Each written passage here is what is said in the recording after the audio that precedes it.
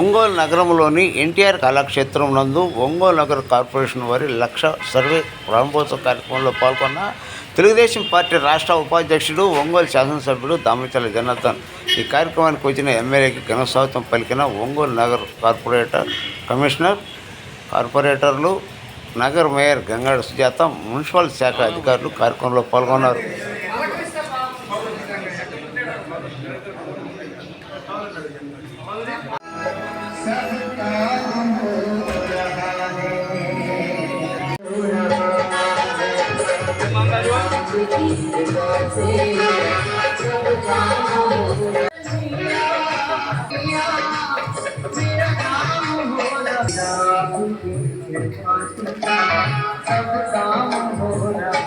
కార్యక్రమం లక్ష కార్యక్రమం ద్వారా మనకి ఇండియా లెవెల్లో ఒక 134 మున్సిపాలిటీస్ కార్పొరేషన్స్ సెలెక్ట్ చేస్తే దాంట్లో మన ఒంగోలు కూడా మన స్టేట్లో వచ్చేది 10 మున్సిపాలిటీ కానీ కార్పొరేషన్ ఉన్నాయి.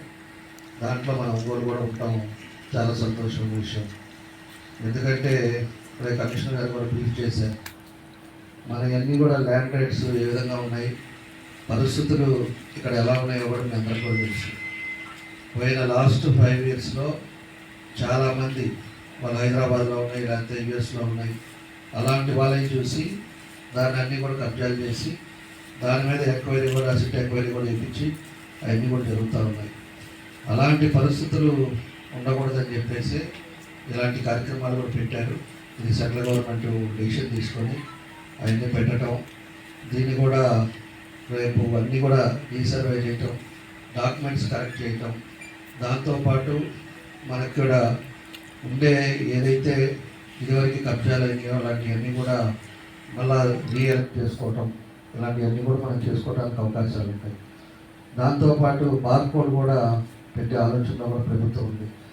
ఈరోజు విలేజెస్లో కానీ ఎక్కడైనా కూడా మన పాస్బుక్లోనే బార్కోడ్ పెట్టామంటే మనం ఎంఆర్ఓ ఆఫీస్కి లేకపోతే ఏదో సర్టిఫికేట్ల కోసం లేకపోతే ఈసీల కోసం ఇవన్నీ కాకుండా మన ఫోన్లో నుంచే మనం బార్కోడ్ చూసుకొని మన పొజిషన్లో మన ల్యాండ్ కరెక్ట్గా ఉందా లేదా, మన ఈసీ కరెక్ట్గా ఉందా లేదా, లేకపోతే ఒక రిజిస్ట్రేషన్ అయిందా, ఇవన్నీ చూసుకునే విధంగా కూడా మన ప్రీతం నాయకులు చంద్రబాబు నాయుడు గారు కూడా దాని ప్రపోజల్స్ పెట్టారు. అవి కూడా జరుగుతూ ఉన్నాయి. ఆ పాస్బుక్లు అయిపోయిన తర్వాత తొందరలోనే అందరికి కూడా పాస్బుక్లు ఇవ్వాలనేదే ఈ ప్రభుత్వ ఉద్దేశం.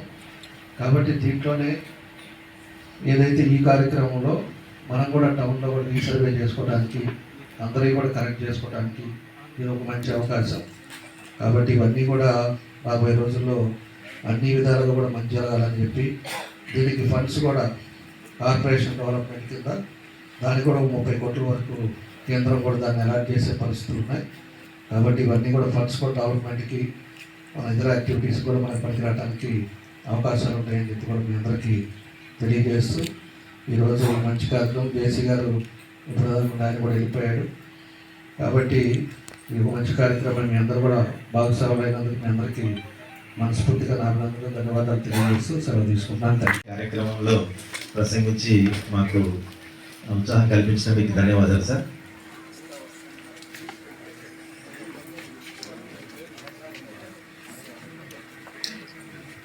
Thank you sir, thank you very much sir. So program start చేయడం. కార్పొరేటర్స్కు, కమిషనర్ గారికి, రాజేంద్ర గారికి, ఇక్కడ వచ్చేసి మీ అందరికీ కూడా పేరు పేరున నమస్కారం తెలియజేస్తున్నాను.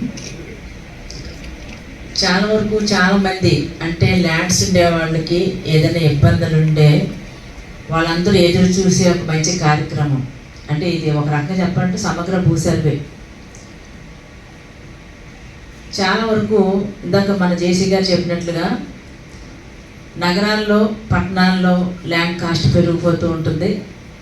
ఎక్కడైనా సరే కొంచెం స్థలం కనుక ఖాళీ స్థలం ఏమన్నా కనబడి దాని జోలికి ఎవరో రాలేదు, చాలా రోజులు కదా అలాగే ఉంది అని అంటే కనుక ఇమ్మీడియట్గా ఎవరో ఒకళ్ళు దాన్ని కబ్జాలు చేయడము, ఏదో ఒకటి కట్టేసుకోవడం, తర్వాత అసలు ల్యాండ్ వాళ్ళు వచ్చేసరికి జరగాల్సిన నష్టం అంతా జరిగిపోవడము మనం ప్రతిరోజు చూస్తున్న ప్రక్రియ. ముఖ్యంగా మన ఒంగోలు నగరపాలక సంస్థలో అయితే చాలా రోజుకి ఎన్ని రకాలుగా మనకి కంప్లైంట్స్ వస్తున్నాయో మనకు తెలుసు. కాబట్టి ఇలాంటివన్నీ తర్వాత హక్కుదారులు వచ్చి ఇది నాదేనండి అని ప్రూవ్ చేసుకోవడానికి చాలా ఇబ్బంది అవుతుంది. రీసెంట్గా నాదే ఒక సమస్య వచ్చింది.